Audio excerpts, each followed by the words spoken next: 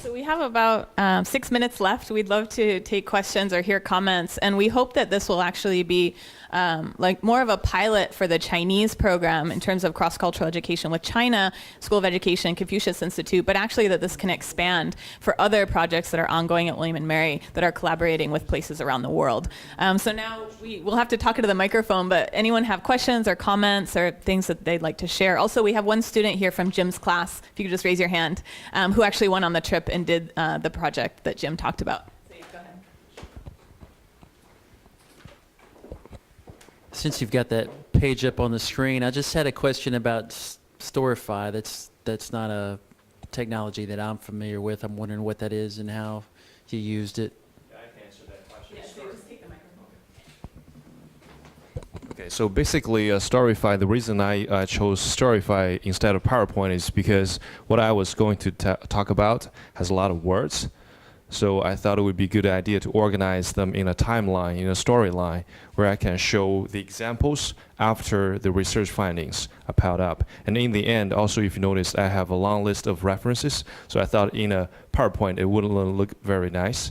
That's why I used the Storify. It's actually a web-based presentation tool. Yeah.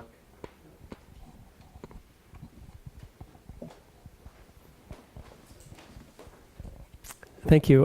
Well, first of all, it's very gratifying to see so much progress so quickly on this grant. So it's just, thank you very much for coming. I was curious about two things. One is this equipment we bought for Confucius Institute, and we haven't used it yet in this project. I'm wondering if we can. And this, of course, is video conferencing capability that allows us in principle to have up to, I think, 8 to 12 simultaneous participants. It does require that the Chinese or the foreign side have the same equipment, and that has to be set up in a room. So that's the limitation of the technology. But I can imagine some contexts, maybe with School of Ed, where that kind of video conferencing, real-time interaction could be a useful augmentation. The question I had was about the level of student understanding of technology on both sides, China and the U.S., because there were different points of view from Jim and Emily on sort of how much time it took. And I wonder, is your theory that this is generational? Maybe undergraduates are sort of so in the tech world that they're already ready for Storify and Spotify and whatever other-ify. Whereas graduate students are still struggling, and I'm definitely totally out of the... So that could be one theory. And also, Jim, I think you alluded to the Chinese side having its own technological kind of questions about getting up to speed and using. I was curious if someone could say a bit more about how that worked out or what the obstacles are. I can just quickly say that we didn't use the same level of variety in terms of technology because we weren't collecting interview recordings, for example. So I think it might have had to do with the fact that the students in my project were creating blogs, they were using visual images, and they were manipulating video. And that was the extent of it. And I think they felt pretty comfortable with those once we went through the workshops.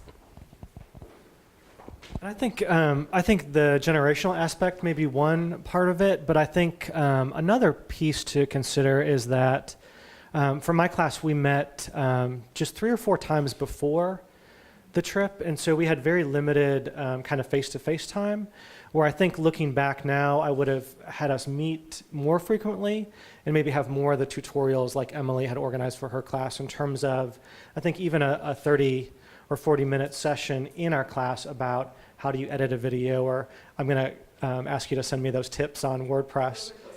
Oh, great. I think those kind of things up front would have been helpful to students. And so if I did something like this again, I would build that in more intentionally. And the Chinese side? The Chinese side, our project is ongoing, so we'll see what happens. But we did have some issues where Chinese... So for the second project that I talked about, the students are primarily using Skype to have the video conferencing with their partners. And so there were cases where some of the Chinese students did not have Skype. And so in most cases, they were able to download the program. And in some cases, students actually used Chinese programs like QQ, which is a commonly used program in China. And so actually it did allow some of the American students to then cross over and use Chinese technologies. And I think in terms of watching the films, that will also happen because YouTube is not used in China. And so the students will actually become aware of other video viewing sites outside of YouTube, which I think will be good for the American students. What about for the Chinese side of yours? We actually, I think, overall we're impressed with the level of technology in the classroom in China. there were some things that students were accustomed to here, such as Wi-Fi being free and ubiquitous, that we didn't find in China. But in terms of technology in the classroom, I was actually quite surprised at the level of technology that was available and was being used in the classroom, in terms of computer projection, in terms of cameras being able to record lectures and record student presentations. The technology that we observed at Shaanxi Normal University was very similar to what we have in the School of Education here, a very new facility, and so that was surprising and impressive.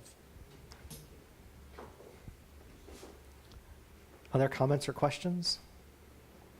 Or if other people have experiences from your teaching where you've used these technologies. I was just going to comment on the generational, perhaps. As graduate students, I think one of the issues that may happen is that so many of us as graduate students, we go home. And we don't have access necessarily to the kinds of more advanced programs, for example, with trying to edit film that I have from my flip camera, on trying to use the Windows, whatever that substandard program is, instead of using the Mac, which is at SWIM, which would require me to spend a lot of time at SWIM, and which is not really an option for people who have families and who live maybe an hour away or 30 minutes away. So that's something that is very interesting between thinking about study abroad for graduate students versus undergraduate students, is what's available for us. And I definitely think that, as you did and as Jim considered, of having those tutorials, I think as a graduate student, I would have been one of the 52 that would have been in that, asking for help. That's just something to think about for future, for thinking about the differences between graduate students and undergraduates. It's 12:30 now, so please get more food if you haven't already. And thank you so much for coming. We'll be having another one of these on Wednesday at the School of Education. So if you have any colleagues who are interested, please encourage them to come and stay in touch. We'll be doing this project for at least another year, and we'd love to hear feedback or have other people working together with us. So thank you. I'm sorry, I wish to thank Reeves and Yes. VP Steve Hansen for making this grant available and making this all possible. Well, I defer to the Arts and Sciences faculty who made that study, and my staff. The Arts and Sciences faculty and the staff of GEO have worked over the course of 25 years of Reeves. It created a little bit of a surplus, which we were able then to reseed initiatives like this. So I get no credit whatsoever. It's all you.